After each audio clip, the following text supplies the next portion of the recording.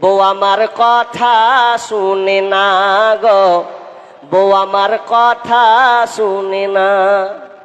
করি কি ভাই করি রে, মরি কি ভাই মরি রে, করি কি ভাই করি রে, মরি কি ভাই মরি রে। কত লোকের মরণ হয় আমার হয় না, বউ আমার কথা শুনে না গো, বউ আমার কথা শুনে না। বউ আমার চোখ রাঙিয়ে কথা কয়, ওরে দেখে লাগে বড় ভয়।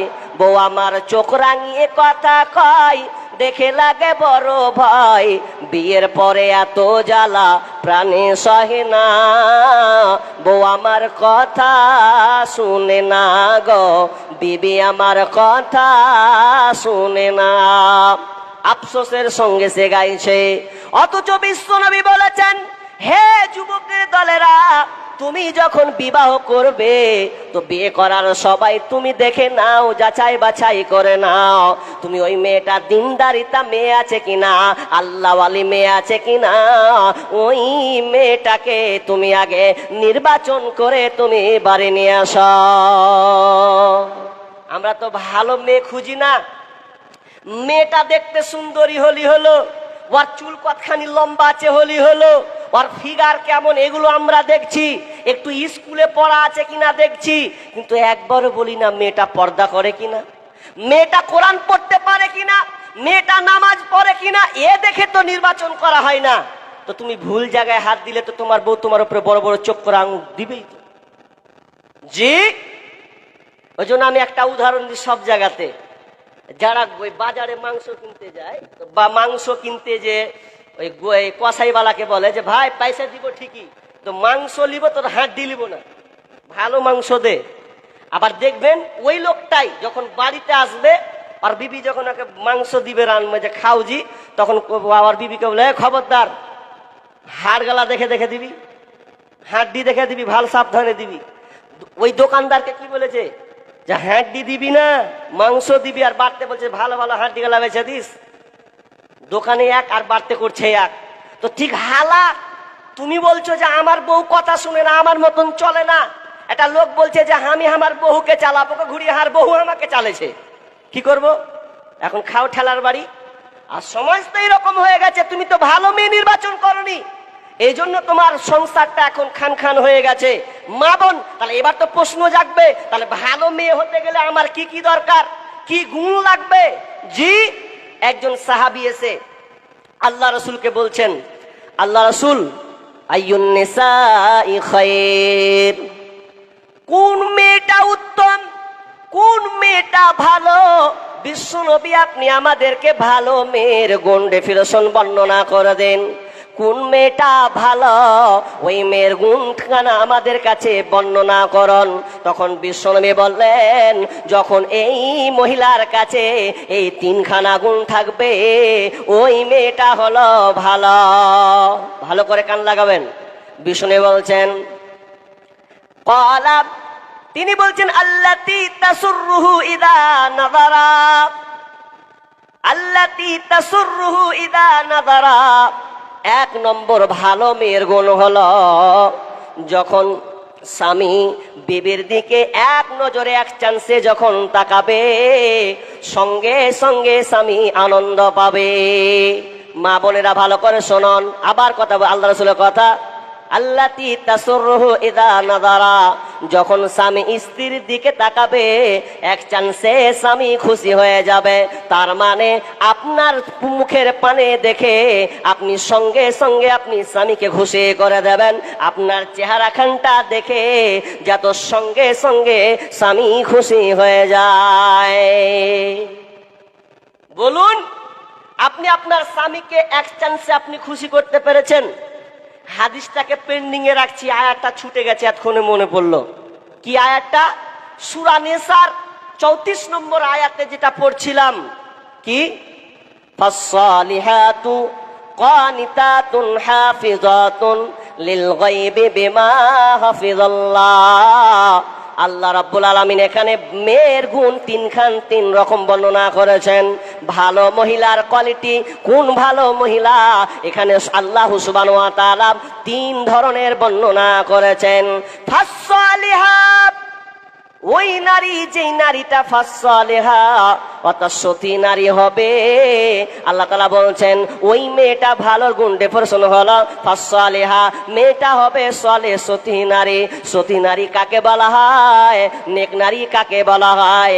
বিশ্বনবী হাদিসে বর্ণনা করছেন, যখন ওই নারীর কাছে এই 4খানা গুণ থাকবে, 4খানা গুণকে ইদা সাল্লাত খামসাহা ওয়া সামাত সাহরাহা ওয়া হাসানাত ফারজাহা ওয়া আতাআত বালাহা ফালতাদখুল মিন আইয়ি আবওয়াবিল জান্নাতি সাআত।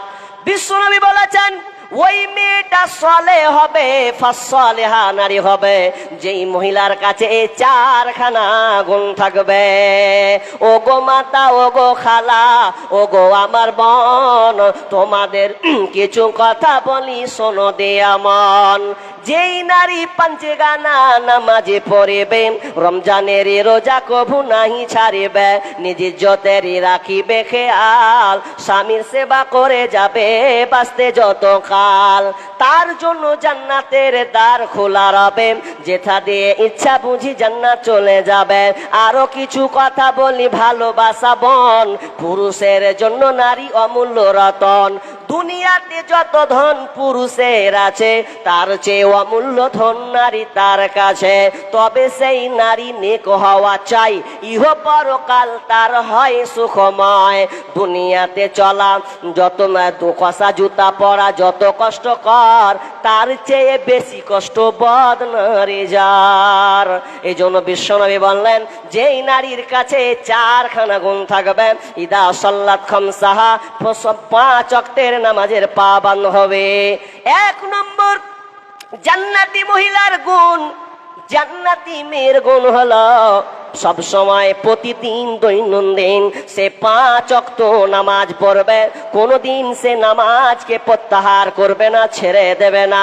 ওই জান্নাতি মহিলার গুণ হলো সে সব সময় 5 ওয়াক্তের নামাজকে ওয়াক্তে ওয়াক্তে ঠিক মতন করে সে পড়বে। জি আমার মায়েরা, বলুন আপনি 5 ওয়াক্ত নামাজ পড়েন কিনা? আজকে আমরা 5 ওয়াক্ততে নামাজ থেকে উদাসীন হয়ে গেছি, মনে করছি নামাজ না পড়লেও হবে। জি না, আমার বোন, আমার মা, আপনি বলছেন আমি নামাজ ছাড়াই হয়ে যাবে। জি না, নামাজ আপনাকে পড়তেই হবে, নামাজ ফরজ, এর কোনো আপনার ক্ষমা নাই। কিন্তু আজকে আমরা নামাজ পড়ছি না। পরিবারগুলোকে তদন্ত করুন, আমরা কতজন নামাজ পড়ছি? জি, নামাজের ধার ধারি না। তাহলে আপনি কি করে জান্নাত যাবেন? কি করে আপনার জন্য জান্নাতের 8খানা দরজা ওপেন করা হবে?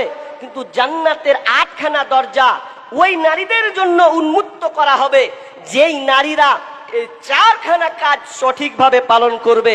আল্লাহ বলছেন ফালতাদখুল মিন আইয়ি আবওয়াবিল জান্নাতি সাআত। আল্লাহ রাসূল বলছেন তাদের জন্য জান্নাতের 8খানা দরজা খোলা থাকবে, আর যেটা দিয়ে ইচ্ছাও জান্নাত চলে যাবে। জি, তাহলে 1 নাম্বার 5 ওয়াক্তের পাবান।